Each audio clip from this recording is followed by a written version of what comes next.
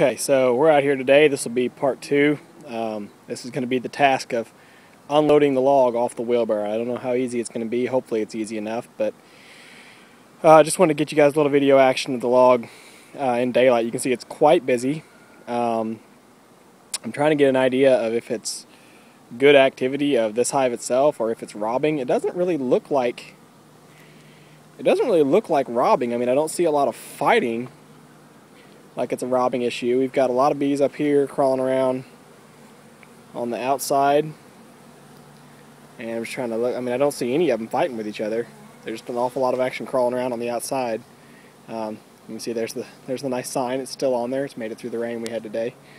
But that looks to be a pretty major entrance there on that knot. And then we'll see down here underneath on that knot there. That seems to be a pretty decent entrance. Don't see a whole lot of them going in the top side actually. So anyway, I'll try to see what we got going on over here. We got there's a couple of bees that look like they're chasing that one around, kind of biting at its legs. But anyway, I really hope this isn't robbing. I hope I didn't bring this whole log home just to have it get robbed out. There's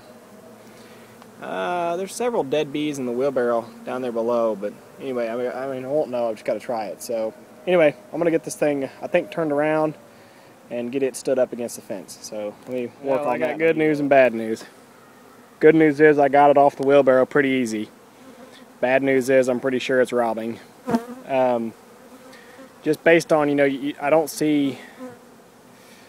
I try to think how to explain it, but it's not organized sort of work that's going on. It's just a lot of random bees flying in and out, flying around, doing what they can. But what I noticed was, as I stood it up here, I can see inside that knot. I know you guys can't, but I can see in there, and I see some nice black old comb. And what's funny is, look around this knot hole here, how discolored it is. This nest has been in this tree for a long time, because all around this knot hole, it's all discolored with propolis and little bits of wax and stuff like that. All the way, even over here on the side, you can see how it's kind of a brown color versus the gray of the bark. So this was their main entrance. They're definitely in it for a long time, but key problem, and this is with any instance where a tree falls, is it's pretty hard impact, and it tends to jar the combs and mess things up, and that's exactly what happened in here. When I look inside the cavity, there's a bunch of combs smushed over on this side. They don't really look smushed, but they're all over here. There's nothing over here on this side. And a colony of this age, of this size, this hole should be packed with combs. There should not be an open space over on this whole half. So the tree fell. It fell on this side, and I tell you that because this whole side has no bark on it. So when it fell, it fell down, it broke, knocked the bark off. I also recall that it was on this side because this is the knot hole that I said was down on the side, or rather underneath, when we loaded it up. And this big knot hole back around front, that's the one that was on the very top, that was easy to see when the log was on the ground. So there was also a limb sticking over here. I broke it off now, but it was sticking out. So again, I have all these details that no, it fell this way, the combs are all over here, and unfortunately that smell that I smelled is exactly what I thought it is. Looking inside this hole, I see beetle larvae crawling all over the combs. There's no bees actually covering the combs. There's just bees crawling around randomly on them. So I'm really afraid this is basically, at this point I'm calling it off. I'm saying it's not worth it. I'm going to give it a couple days, see what happens, and I imagine the activity on this thing is pretty much going to go to nothing after a couple days. The unfortunate thing is that I just brought a bunch of beetles to my property. And so probably actually what I'll do with this is cut it down and block it up with my chainsaw and throw all those blocks in the chicken coop and let the chickens have after those beetle larvae, because we know from the prior videos that I put up they absolutely love the beetle larvae, but they can't get to them in this fashion. So I'll probably do that. If the log was light enough, I'd just throw the whole darn thing in the chicken coop. But I'll probably have to. It's light enough I can pick it up, but it's not light enough that I can really handle it and move it into the coop. So I'll probably just cut it in half, or split it in half, block it up, do whatever I got to do to get it moved into the coop.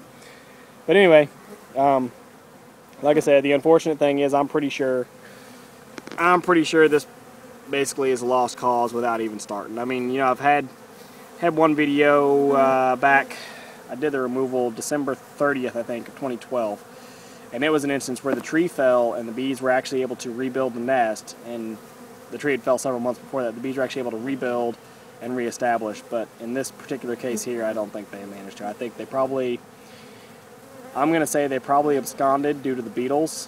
Now, I don't know when they absconded, because when I moved the log Monday night, it looked like it. I mean, the bees were plugging all the entrances really good, so I think there was still a good bee population there then.